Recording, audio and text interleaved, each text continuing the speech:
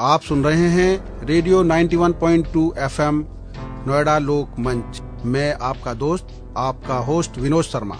हमारा साप्ताहिक कार्यक्रम लोक मंच का जनमंथन। इस कार्यक्रम के तहत हम गांवों की समस्या, गांवों का इतिहास और कहानी किस्से आपके सामने प्रस्तुत करते हैं। इसी तरीके से खेल, शिक्षा और स्वास्थ्य के क्षेत्र में जो संस्थाएं, सामाजिक संगठन लगे हुए हैं, उनको लेकर हम उनके साथ विशेष चर्चा में आपके सामने प्रस्तुत करते हैं। इस कड़ी में आज हम आपके सामने प्रस्तुत कर रहे हैं एक ऐसा मुहिम जिसने जीवन की दशा बदली। वो क्यों बदली, उसमें खेल को शामिल किया, ट्रैफिक व्यवस्था को सुधार में शामिल किया ताकि लोगों के जीवन में कुछ बदलाव आए। वो ऐसी संस्था है जो एक घटना के साथ जिसका जन्म हुआ। हम चर्चा कर रहे हैं ऋषिपाल मेमोरियल ट्रस्ट की, जिन्होंने आज से 26 साल पहले नोएडा में कुश्ती की अंतर्राष्ट्रीय प्रतियोगिता शुरू की थी और 26 साल से वो लगातार चल रही है। इस दौरान उसमें काफी कुछ हुआ है और ऐसे ही उन्होंने ट्रैफिक को लेकर मुहिम शुरू की। इस संस्था को लेकर कैसा काम रहा, उस पर हमारे बीच में चर्चा करने के लिए आए हैं महेंद्र सिंह अवाना जी, जो हरोला गांव से हैं, और साहब सिंह जी, जो नियाना गांव से हैं। दोनों ऋषिपाल मेमोरियल ट्रस्ट से जुड़े हुए हैं। मैं अपने स्टूडियो में दोनों का स्वागत करता हूं। महेंद्र जी, बताइए कि ऋषिपाल मेमोरियल ट्रस्ट का गठन जो हुआ, उसके पीछे का क्या कारण रहा और किस तरीके से ट्रस्ट ने कुश्ती को अपनाया। पहले तो आपका बहुत बहुत धन्यवाद। रेडियो 91.2 ऋषिपाल मेमोरियल ट्रस्ट का जो जन्म है जी, भाई ऋषिपाल जी के उस पे हुआ।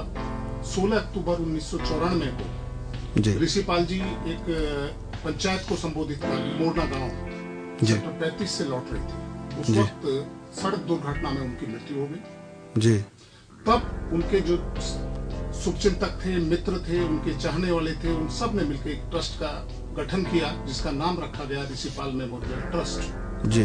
और उस ट्रस्ट ने निर्णय लिया कि सड़क दुर्घटना में जो मृत्यु हुई है भाई ऋषिपाल जी की, उसको हम सबक लें और कोशिश करें कि सड़क दुर्घटना में लोगों की मृत्यु जो है वो कम से कम हो, सड़क दुर्घटनाएं कम से कम हो।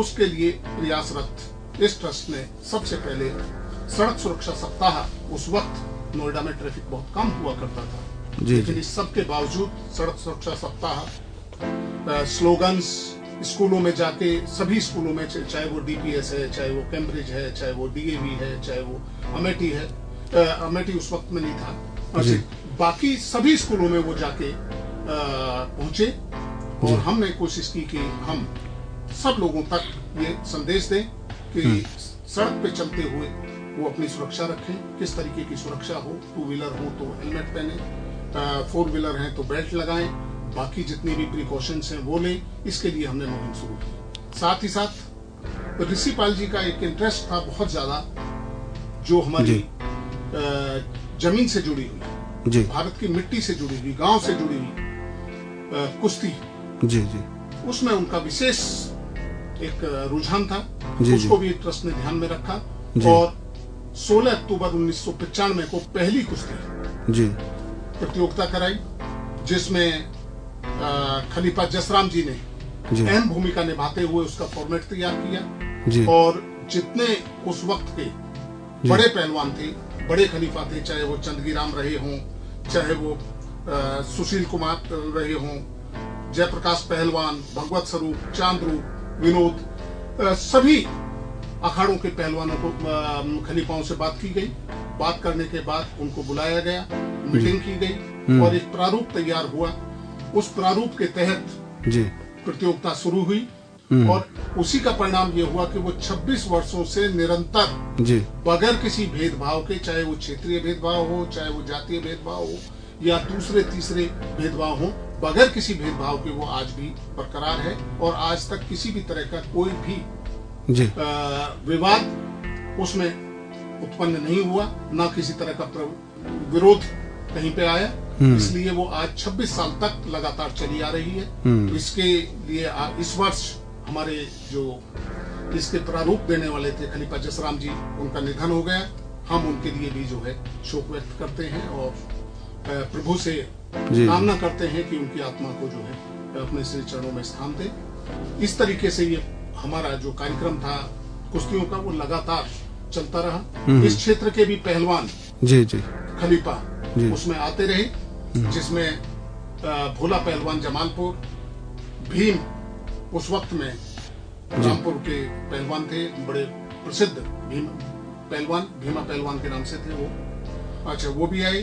प्रकाश कुलीपरा तो लगातार शिरकत करते रहे इसमें।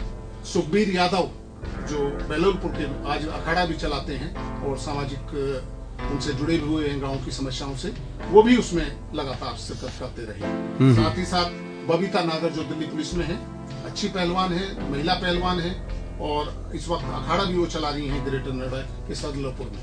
जी जी। वो हमेशा प्रयासरत रही और ट्रस्ट के साथ जुड़कर उन्होंने महिलाओं की कुश्ती कराई, जिसमें हमारे यहाँ पर जगदीश कालीरमन की बहन यानी कि मास्टर चंदगीराम की बेटी मोनिका कालीरमन और सोनिका कालीरमन जो है वो कुश्ती लड़के गई उसी श्रृंखला में। साथ ही साथ जो ओलंपिक पहलवान हैं जी जी, जिन्होंने ओलंपिक में पदक लिए, दो पदक लिए, एक नहीं दो पदक लिए। सुशील पहलवान भी हमारे इस दंगल में जो है कुश्तियां लड़के गए। अच्छा, बहुत बढ़िया बात। और इसी के साथ साथ सतपाल जी जी, सतपाल पहलवान जिनको महाबली के नाम से भी लोग जानते हैं और ओलंपिक में भी उन्होंने शिरकत की, वो भी हमारे इसमें चीफ गेस्ट की भूमिका में मौजूद रहे। इस तरीके की शख्सियत इस दंगल में हमेशा आती रही है और हमारा प्रयास ये रहेगा कि भविष्य में भी इसी प्रकार खेल जो गांव से जुड़ा हुआ है, मिट्टी से जुड़ा हुआ है कुश्ती, उसको हम इसी तरीके से प्रोत्साहित करते रहें। ट्रस्ट वैसे तो बहुत सारे काम और दूसरे भी करता है जी जी जी, चाहे वो गरीबों के लिए खाने की व्यवस्था की गई हो, पीछे जब ये कोरोना का लॉकबंदी हुई, वृक्षारोपण कर रहा हो, सफाई अभियान रहा हो, इस तरीके के कार्यक्रम वो समय समय पर लगातार करते रहते हैं। चाहे वो वृद्धाश्रम के उसमें रहे हों, रक्तदान शिविर अभी लगाया गया था पिछले 16 अक्टूबर को जी जी। तो इस तरीके के कार्यक्रम ट्रस्ट ऋषिपाल मेमोरियल ट्रस्ट करता है।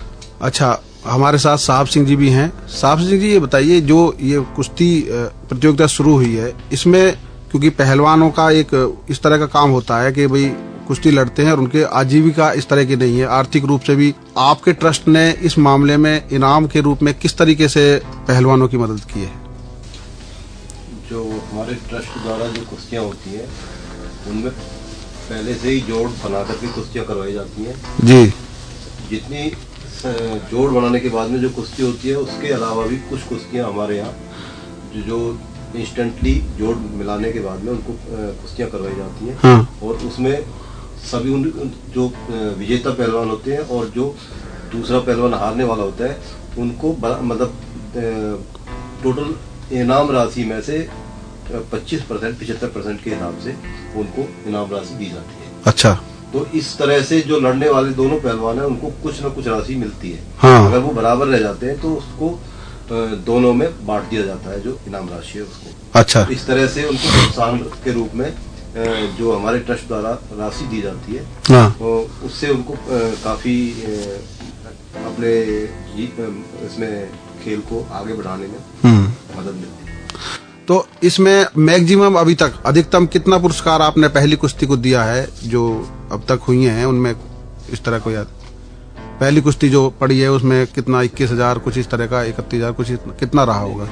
हमने जो अभी 51,000 से शुरुआत करी थी जो पहली कुश्ती होती थी। अच्छा, और उसको बढ़ाते हुए हम 1,11,000 तक लेके गए हैं। अच्छा, और कई बार 4 पहलवान एक ही लेवल के आ गए हैं, तो हमने 2 कुश्ती ऊपर वाली दो कुश्तियां उनके बराबर इनाम रखे हैं। अच्छा, और वो 71,000 रुपए की कुश्ती रखी गई थी। तो इस तरह से हमने जो ये हर साल के हिसाब से वो राशि बढ़ती गई है और तकरीबन 4.5-5 लाख रुपए इनाम देते हैं हर साल। टोटल जो पैसे हम इनाम में बांटते हैं उसमें जो खर्च होता है वो 4 लाख, मतलब शुरुआत हमारी 2 लाख 2.5 लाख से शुरू हुई थी। हाँ। अभी जो है 5 लाख पे पहुंच गई है। अच्छा, अभी 5 लाख की राशि हम पहलवानों में बांटते हैं।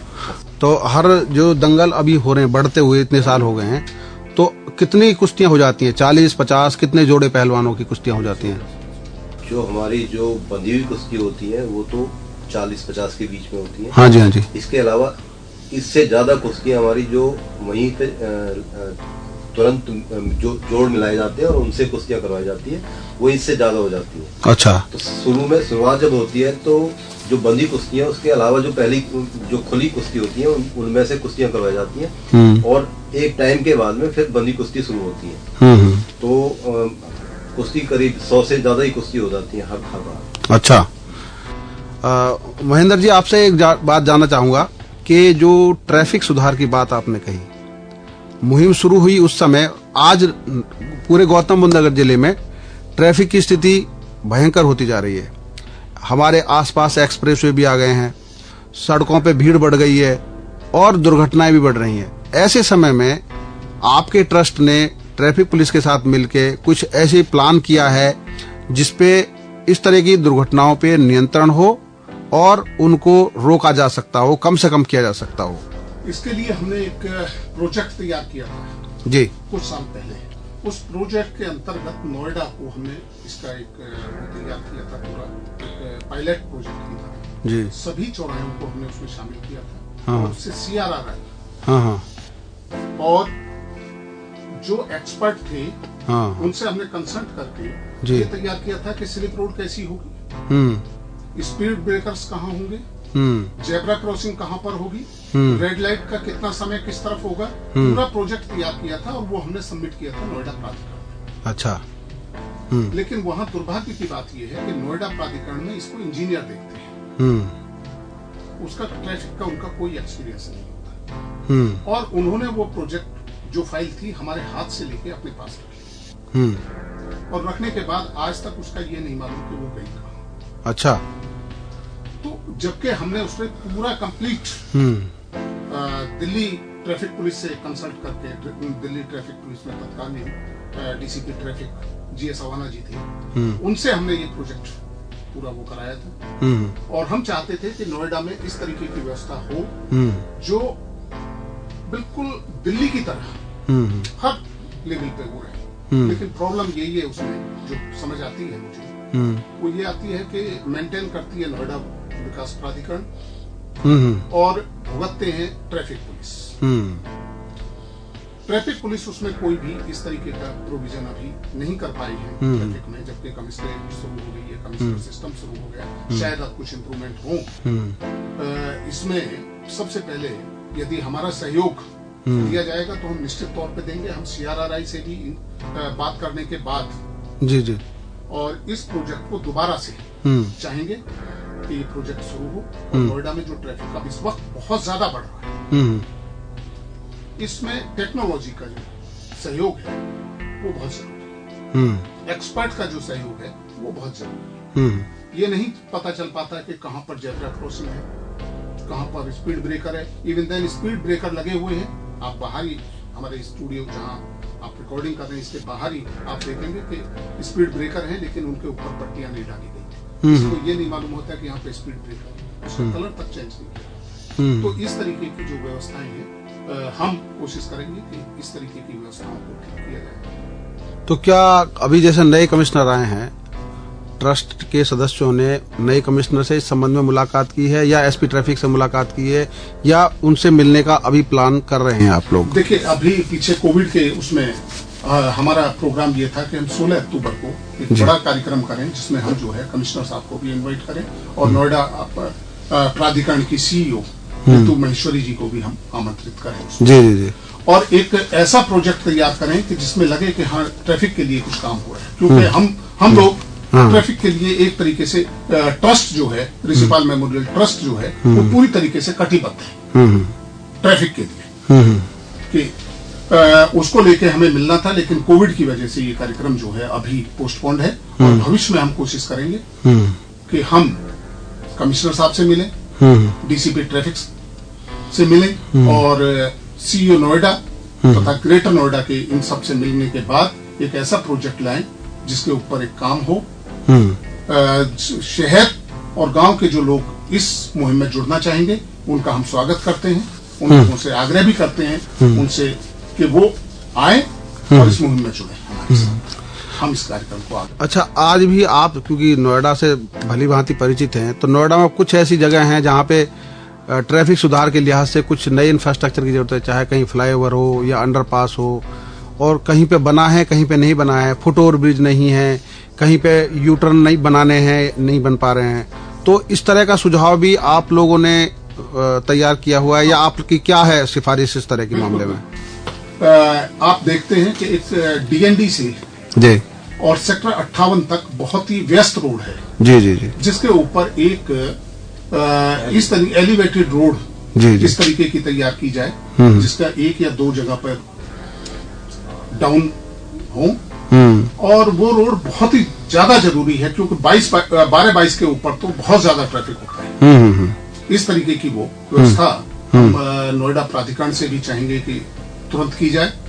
कोशिश करें कि उसको अभी डीपीआर वगैरह उसकी तैयार करें, और साथ ही साथ जो कट हैं वो बहुत सारे रोके गए हैं। ऐसा नहीं है कि नहीं किया गया है काम, ट्रैफिक के लिए काम किया गया है, बहुत सारे रोके गए हैं, लेकिन बहुत सारे अभी रोकने बाकी हैं जो प्रभावशाली लोगों के इंस्टीट्यूशंस के सामने आ गए हैं या उनके वो अभी बंद नहीं किए गए हैं, चाहे वो पेट्रोल पंप के सामने हो, चाहे वो किसी के शोरूम के सामने हो या हॉस्पिटल के सामने हो। इस तरीके के जो कट्स हैं वो बंद किए जाए, हम उनकी अपनी उसकी तरफ से भी वो करते हैं। और ये जो एलिवेटेड रोड है डीएनडी से लेके और सेक्टर 58 तक, इसको जितनी जल्दी हो सके उतनी जल्दी तैयार किया जाए जिससे नोएडा शहर के लोगों को राहत मिल सके। साथ ही साथ जो फेस तरीके इंटरप्रेन्योर्स हैं,